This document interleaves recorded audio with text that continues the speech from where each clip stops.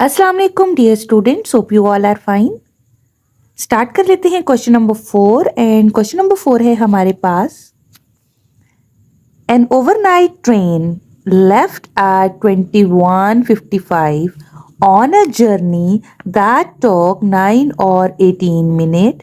Given that the train departed on Monday, find the day and time at which it arrived at its destination. ये हमारे पास question number 4 की statement है। पहले हम statement को अच्छे तरीके से समझते हैं and then we will move toward the solution. So without wasting time let's start with. अच्छा जी, हमारे पास एक ट्रेन है, ठीक है, जिसने अपनी जर्नी स्टार्ट की है 21:55 पे। ठीक है, ये 24 और क्लॉक का आपको टाइम गिवन है। 21:55 पे उसने जर्नी स्टार्ट की है।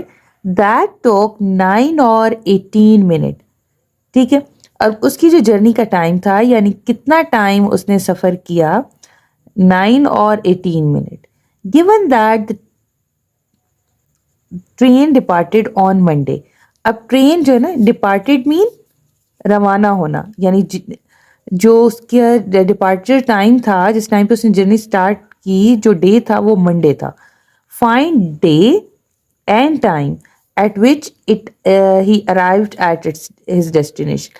तो किस टाइम पे ट्रेन जो है वो अपनी डेस्टिनेशन पे पहुंची, हमने वो टाइम बताना है। ठीक है, सोल्यूशन को स्टार्ट कर देते हैं। ठीक है, अब इसकी डियर स्टूडेंट्स, एक मैं आपको एग्जांपल से जो है वो इसको समझाती हूँ कि किस तरह से हम ये क्वेश्चन जो है वो सॉल्व करेंगे। ठीक है, अब जिस तरह से आपसे अगर क्वेश्चन किया जाए that you left your home at 7:30 AM and you reach your school after 20 minutes. ठीक है, so that's your journey time, like after 20 minute you reach the school.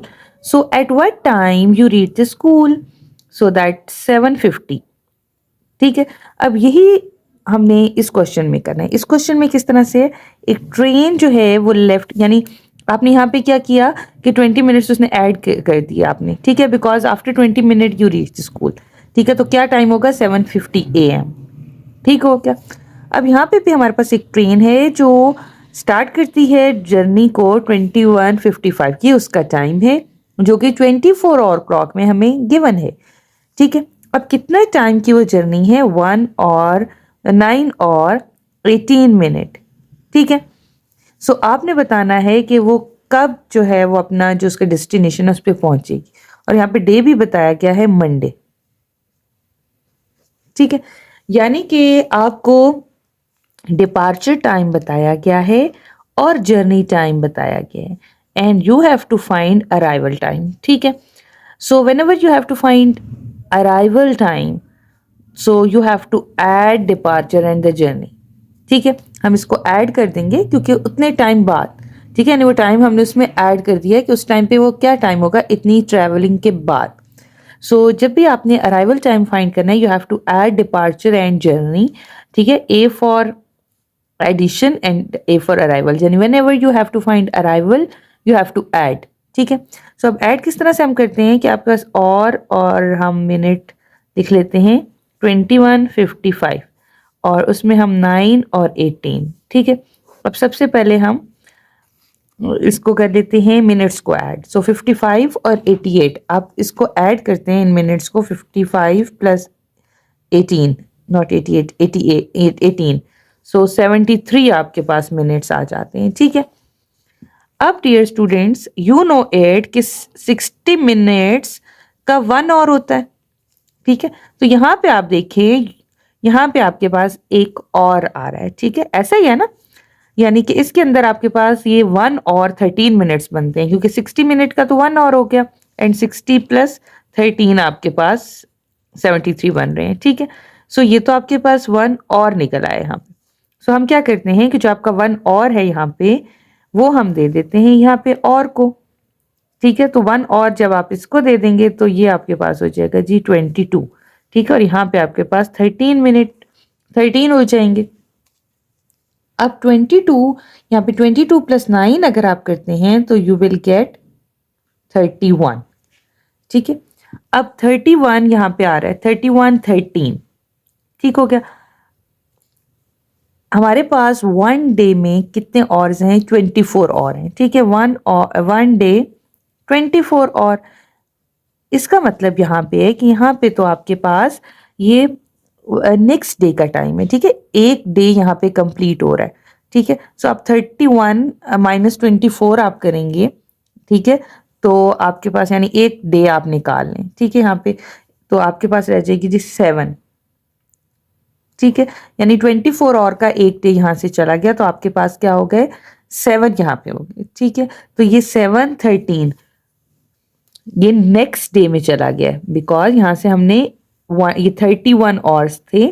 सो आपने इसको एक डे इसमें से सेपरेट किया, यानी कि एक डे और यहाँ पे नेक्स्ट डे में टाइम चला गया।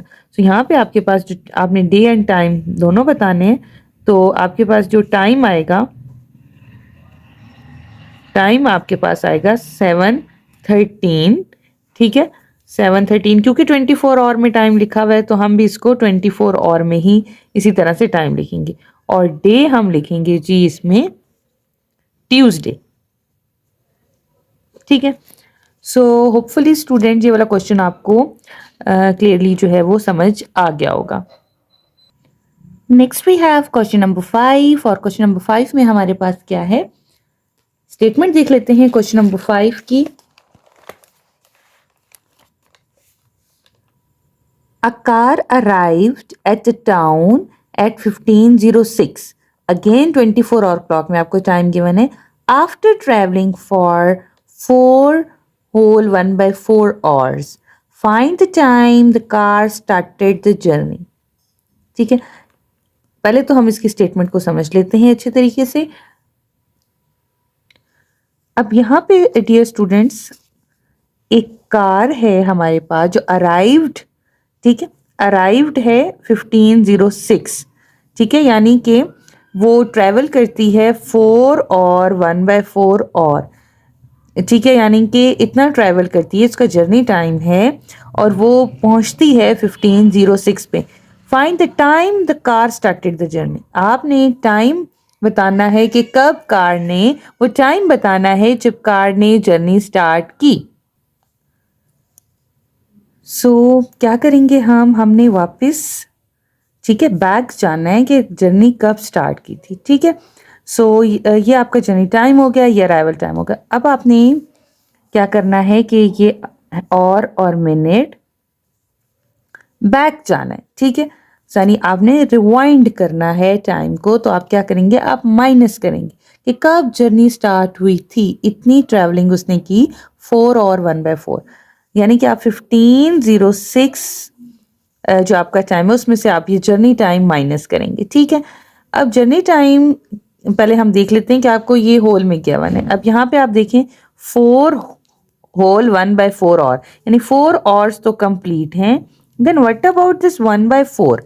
ठीक है, अब ये 1/4 क्या है? यानी कि आपके पास यहाँ पे 1/4 है। अब 1/4 क्या होगा? डियर स्टूडेंट्स 1/4 मीन कि और कंप्लीट नहीं है। ठीक है, यानी 1 और में 60 मिनट्स होते हैं। So we will divide it by 4 mean to say 15 minute आपके पास आ जाएंगे। ठीक है, सो 4 होल 1/4 मीन 4 और 15 मिनट्स। ठीक है, so what we will do, we will subtract it. ठीक है, so we can't subtract 6 from 15, so we will take 1 और। ठीक है, हम 1 और वहां से ले लेंगे। So 1 hour means 16 minutes. So total we have 66 minutes हमारे पास हो जाएंगे। ठीक है, 60 + 6 66। अब 66 में से आप 15 मिनट्स को माइनस करते हैं तो यू विल गेट 51 मिनट। ठीक है, 51। नाउ अब और आपके पास देखें कि और में आपके पास है 14। ठीक है, अब 14 - 4 आपके पास हो जाएगा 10। सो यहाँ पे आपके पास जो टाइम आ जाएगा डिपार्चर टाइम, यानी कि जब जर्नी स्टार्ट हुई थी, कार ने जब स्टार्ट की थी जर्नी, तो जो टाइम था दैट वाज 10:51। ठीक है, क्योंकि हमें गिवन टाइम था 24 आवर क्लॉक में, तो ये टाइम भी हम 24 आवर क्लॉक में लिखेंगे। होपफुली आपको क्वेश्चन समझ आ गया होगा। Take care.